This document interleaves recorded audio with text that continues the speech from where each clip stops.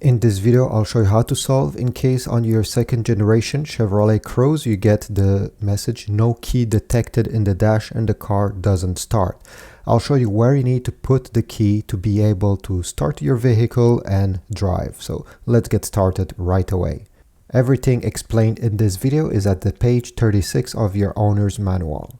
You need to place your key fob in the first cup holder, the one closer from your dash.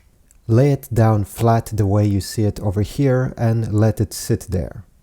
To solve the no remote detected issue, all you have to do is first turn off your car, then place the key where I just showed you, and finally put your foot on the brake, press the start-stop button, and the engine should start right away without any issues.